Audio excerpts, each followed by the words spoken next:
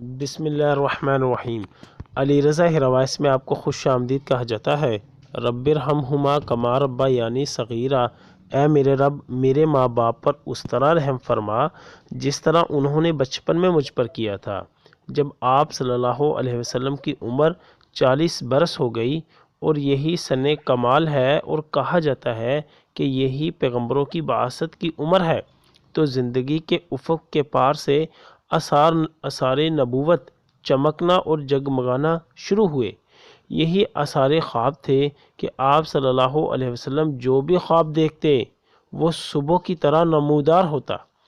اسی حالت پر 6 ماہ کا عرصہ گزر گیا، جو مدت نبوت کا 46واں حصہ ہے، اور کل مدت نبوت 23 برس ہے۔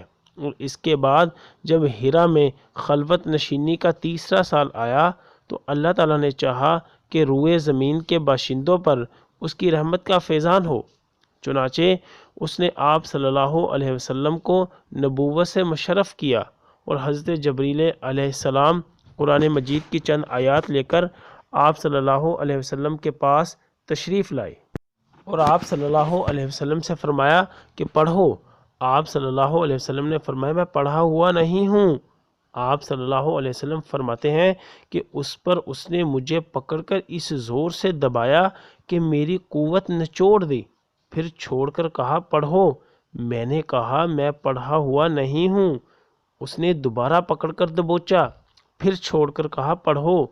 میں نے پھر کہا میں پڑھا ہوا نہیں ہوں۔ اس نے تیسری بار پکڑ کر دبوچا، پھر چھوڑ کر کہا اقرأ بسم ربک الذی خلق، خلق الانسان من علق، اقرأ وربک الاکرم، پڑھو اپنے رب کے نام سے جس نے پیدا کیا انسان کو لوتھڑے سے پیدا کیا، پڑھو اور تمہارا رب نہایت کریم ہے۔ ان آیات کے ساتھ رسول اللہ صلی اللہ علیہ وسلم پلٹے۔ آپ صلی اللہ علیہ وسلم کا دل دک دک کر رہا تھا۔ حضرت خدیجہ کے پاس تشریف لائے اور فرمایا مجھے چادر اڑا دو، مجھے چادر اڑا دو۔ انہوں نے آپ صلی اللہ علیہ وسلم کو چادر اڑا دی، یہاں تک کہ خوف جاتا رہا۔ اس کے بعد آپ صلی اللہ علیہ وسلم نے حضرت خدیجہ کو واقعہ کی اطلاع دیتے ہوئے فرمایا یہ مجھے کیا ہو گیا ہے، مجھے تو اپنی جان کا ڈر لگتا ہے۔ حضرت خدیجہ نے کہا قطعا نہیں، باخدا آپ صلی اللہ علیہ وسلم کو اللہ تعالیٰ رسوا نہ کرے گا۔ آپ صلی اللہ علیہ وسلم صلہ رحمی کرتے ہیں، درد مندوں کا بوجھ اٹھاتے ہیں، تہی دستوں کا بندوبست کرتے ہیں، مہمان کی میزبانی کرتے ہیں اور حق کے مسائب پر اعانت کرتے ہیں۔ اس کے بعد حضرت خدیجہ آپ صلی اللہ علیہ وسلم کو اپنے چچیرے بھائی ورقہ بن نوفل بن اسد کے پاس لے گئیں۔ ورقہ دور جاہلیت میں عیسائی ہو گئے تھے اور عبرانی میں لکھنا جانتے تھے، چنانچہ عبرانی زبان میں حسب توفیق الہی انجیل لکھتے تھے۔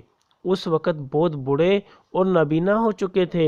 ان سے حضرت خدیجہ نے کہا بھائی جان آپ اپنے بھتیجے کی بات سنیں۔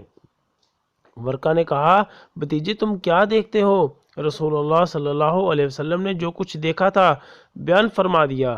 اس پر ورقہ نے آپ سے کہا یہ تو وہی ناموس ہے جسے اللہ نے موسیٰ پر نازل کیا تھا، کاش میں اس وقت توانا ہوتا، کاش میں اس وقت زندہ ہوتا جب آپ صلی اللہ علیہ وسلم کی قوم آپ کو نکال دے گی۔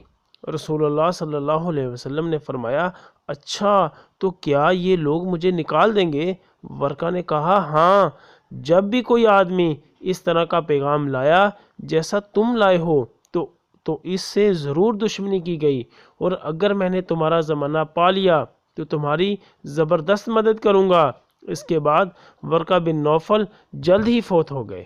یا اللہ خاندان اہل بیت کی سچی محبت ہمارے دلوں میں راسخ فرما۔